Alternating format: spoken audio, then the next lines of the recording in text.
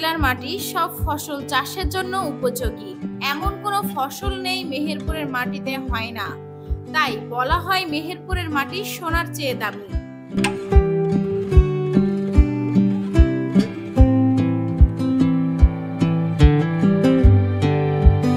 আঙ্গুর একটি বিদেশি ফল। বাংলাদেশের মাটিতে এর ফলন ভালো হয় না, হলেও ফলের আকার হয় ছোট ও টক।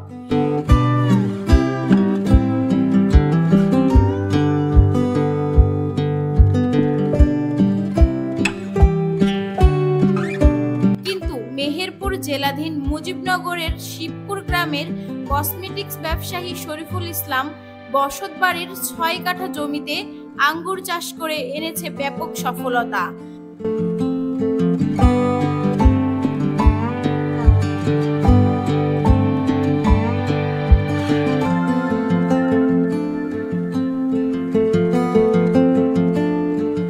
গাছের গোড়া থেকে প্রতিটি কাণ্ডে এবং ডালপালায় কোথাও ও পাতা নেই, আছে শুধু আঙ্গুরের থোকা। আঙ্গুর এর স্বাদ ও সাইজ অনেক ভালো।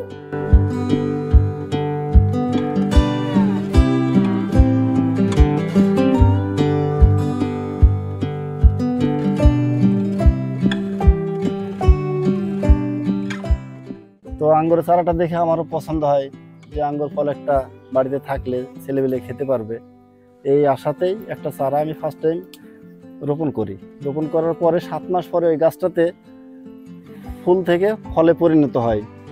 ফল যখন আস্তে আস্তে বড় হয়, বড় হওয়ার পরে আমি একটা টেস্ট করে দেখি, কিছু থোকা এসেছিলো। টেস্ট করার পরে আঙ্গুর ফলটা মিষ্টি হয়। মিষ্টি হওয়ার পরে তখন আমার মনে একটা ইচ্ছা জাগলো, যখন মিষ্টি যখন হয়েছে তো আমি একটা বাগান তৈরি করব। আমার এই মেহেরপুর জেলায় একটা বাগানও তো নাই আঙ্গুর ফলের, তাই এই বাগানটা মানে কিছু কিছু একটা থেকে দুইটা থেকে 5টা এরকম ভাবে আঙ্গুরের চারা সংগ্রহ করতে করতে আজকে আমি এই বাগানে পরিণত করেছি।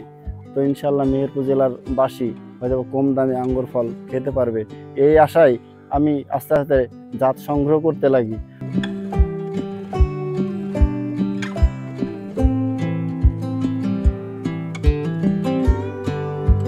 শরীফুল জানান তার আশা এই ৬ কাঠা জমিতে ১ লাখ টাকার আঙ্গুর বিক্রি হবে।